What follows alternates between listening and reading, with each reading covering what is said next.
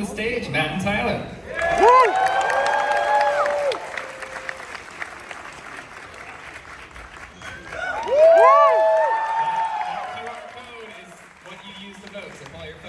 Vote for this incredible movie, and I think you guys have some people to bring up as well. Yeah, we'd love to welcome back the cast that's here joining us.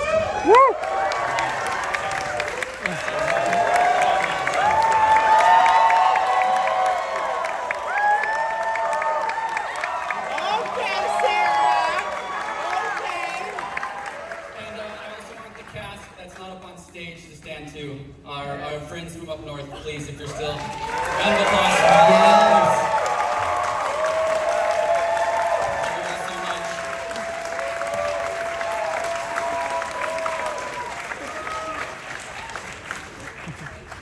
I'm just going to get right into it. I mean, I obviously love the first film. At what point were you thinking of a sequel? Are you the kind of guys that say, oh, I never actually thought of a sequel, or were you thinking of a sequel idea the whole time? I don't think we ever thought of a sequel. I think we thought when we were making it, this is one and done. I don't know if Guy and Ryan, who were thinking of it, the writers, but we thought we were just making one movie, and then it was after it kind of found, people loved it, and we were offered the opportunity to go make a sequel, and it really became real. The guys had written a scene that was a post-credits tag for the first movie that we just didn't have the time or budget to shoot. That essentially was a bunch of blue bloods standing in a convention center talking shit about the Ladomises who have just exploded.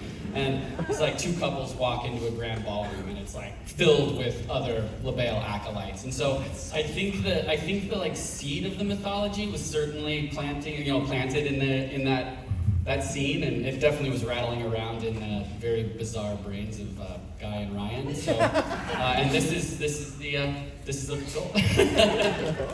And when you're first sort of planning it out, you guys are such masters of great horror set pieces. When you're working with the writers, did you come up with any specific one set piece first and then sort of build story and characters around that? The set pieces in this one changed up a lot because we were, just in pre-production trying to figure out what we could actually afford to shoot in our schedule. I feel like we probably had about a dozen that were great that disappeared. And then what we ended up with, I think that one with the Total Eclipse of the Heart is a good example of how it started like here. My favorite part, I think. Me too. Mine, 3, I'm not even in that scene. You pop in at the end. You guys, how good was the movie? What?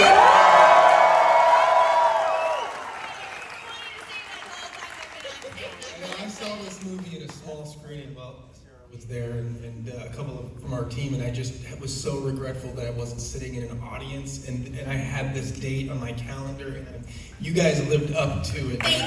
It was such a cool experience. It seems like so much of the action in this film was staged practically. I want to talk first to the directors about the importance of doing that, but then also the cast, what it means to have so many practical elements to play with. I mean, I think process-wise for us, it just it forces everybody to show up differently when they know it's real. And I think the limitations of doing things in a real way also help us keep the tone of those like big violent moments, even the ones that are really absurd. They still feel like they exist in a real world because we're doing them practically. And I think there's an excitement on set when you're using practical effects. It's everyone gathers around the monitor when Sam and Catherine are about to get shot with the blood cannon. Like there's a real excitement around those events, and I think that excitement is contagious, and it sort of sets the tone for what the shoot is when you're really steering hard into like the practical effects way of filming. What about from the cast perspective of getting Maybe bloody a little differently about it? There's nothing more clever than the truth, and we are getting splattered with goo, no matter what, no matter how you cut it. And those reactions are real and honest, and it's just better. So you can feel it. You guys felt it. I could hear you. So. I didn't get blood splattered, but I was there. I didn't either. I didn't get to see it, and it's awesome to see the person. We did like a blood test. I remember we pulled everybody out, and we got to see it work for the first time. It was really exciting. Everyone looked at me and Sam like we were supposed to be excited about it. We're like, what do you want us to do? Like, I remember you asking us, how do you want me to react? And we were like, oh, I think it'll just happen really fast. Did you get horror splatters? Wait, what? How many? Oh, what do you mean? Like when they? Oh, in this movie? Yeah. Let's see. People blew up before. There's the first one right away. That was like the first day of filming There's the too, last one. by the way. And the last one is hard to forget. How about how it splattered on my head like that, like a perfect little crown? We did not plan that. And then we had to recreate it the next day. But in terms of the action, I mean, you guys, like 99% of all of that stunt work is all of you. Like just absolutely giving every bit of yourselves to that. And it's being able to work with the cast is like down for that and knows how to do it safely and respectfully with each other. But you feel it on the screen because we're not hiding anything. We're not cutting away from action because we're doing the switcheroo. You guys are in it. Yeah, we are. That was that big fight. We rehearsed a bit and we shot over 2 days, and I think it was my second scene. So. Yeah, you get thrown into the mix real fucking quick on these movies. There's no down days. I remember being like really, getting beat up, but then also being like, you guys, it's Sarah Michelle Gellar's first day. Like, Sarah Michelle Gellar's on set. Like, can we get the good snacks? Like, it wasn't the day. Peanut butter and apples. That's the good snacks.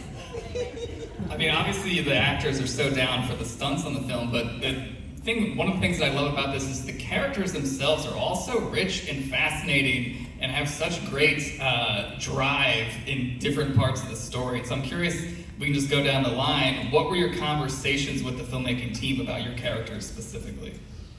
A lawyer. I mean, a bit of an enigma, a mystery. And we talked a lot about him on set. Like, how long has he been doing this? Has it been centuries? I think that was what we sort of landed on. Yeah. And then you stand in front of those two weird dudes with the hoods on their face at the end, and it's like, whoa, there's some shit about this lawyer. The lawyer has weird sex. And that. I did notice the lawyer goes downstairs at the end of the movie. Yeah. Just saying. Correct. What's But there was down there? room to bring something very unique and very you to it. I think that's what, when we reached out to you, was, hey, we've got this thing on the page that's going to sound like stereo instructions, but we need it to feel like Well-written. Yeah, but it's rules. It's a lot of exposition, and it's hard to make that stuff interesting. You brought a sense of, off-screen story. Well, you guys create an amazing environment for your actors to be able to create as well. It's so collaborative and fun on set, so thank you. Yeah, it is. It really is. I miss it. For my character, I don't know that there was that much discussion, but today Matt reminded me that the first time I read the script it said cat. So I read it and I was like, oh, this is me. It's better than me, it's more funny than me, and it was a very easy connection, and all I wanted to do was elevate Sam and support Sam. And it was so easy because she's the best, and we wish she was here. But she's busy right now. Round of applause for Sam. Sam!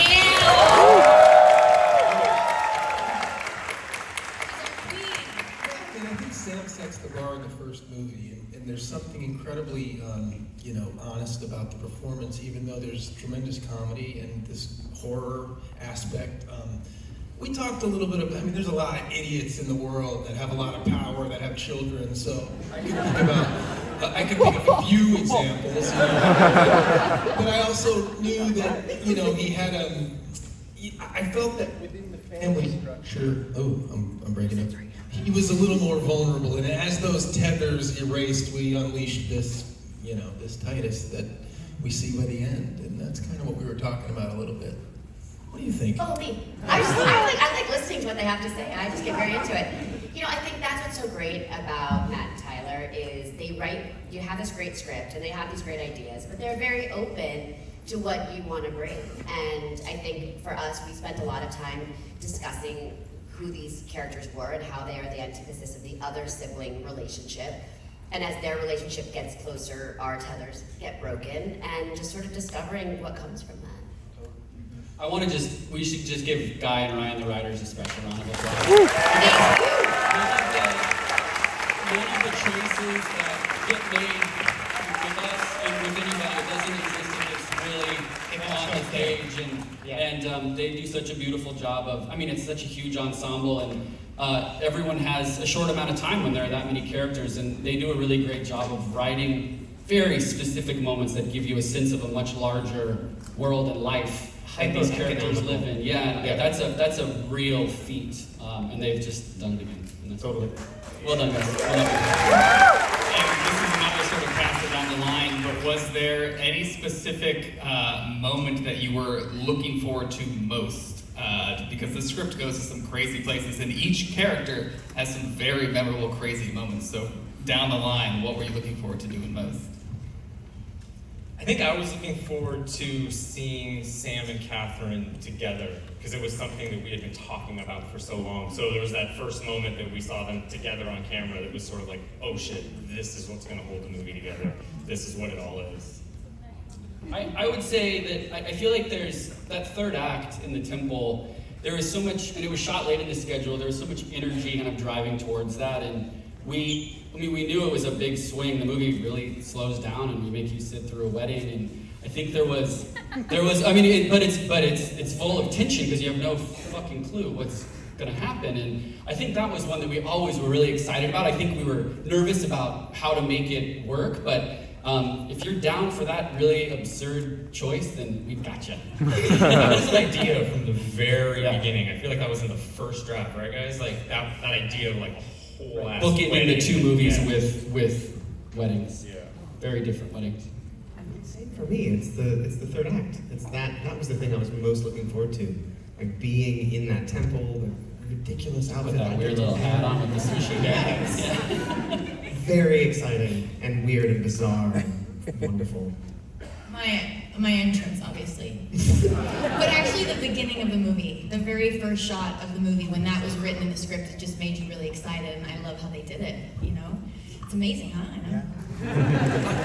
I can say that in terms of shooting, the scene where the lawyer explains the rules was the most fun because we all got to be together, and you get, there is a lot of exposition, well-written exposition, but you get these flares of character, and it's done in such a brilliant way. You guys, really, come on. Your entrances were incredible. And I will say that, Sam wanted to go first because she had to hold this, it was going to be a couple days, so she had to hold that emotion, so she wanted to, which was great because it sort of set the tone. And then we started to, you guys, they were looking that way, and then we started looking this way, and the poor lawyer, he had to just keep saying those lines. That's like the hook, right? Hold it up top. Yeah. And they didn't get to the poor lawyer until we had to do it at the very end, but it was brilliant. I think you should do it again for everyone. Let's do it right now. Everybody's here, so. I mean, mine's the same, and I think it was for those reasons, but also it's like the one time the entire cast got to be together. Yeah. Yes, And it was where that's we the really thing. all got to bond and know each other. We did it pretty early in the schedule, so that was the only time we all got to really be together and hang out. Yeah. It was awesome. Awesome. And then as one last question, since she couldn't be here tonight, does everyone have a favorite Samara Weaving memory on set? Like 10, 15 years from now, what are you hoping is the first thing you remember about her making this movie? She's so funny and so dry. I can speak to when we did the wedding. Matt told me, you've got this. Oh, This I know is what he's gonna yours. say. Take it. When you go to kiss her, make it real, and just that's yours, right? And so I went in and I was really feeling it, and she just bursted laughing in my face. That was. A few times. Yeah, we had a few of those on the blooper reel. I think mine was before we even started shooting. The first time seeing her in the dress again during the costume fitting, it was. I know we had the feeling a bunch of times on the first movie where Sam would step in front of the camera and you just go, oh right, okay, here it is. This is the movie. We just have to service this really honestly.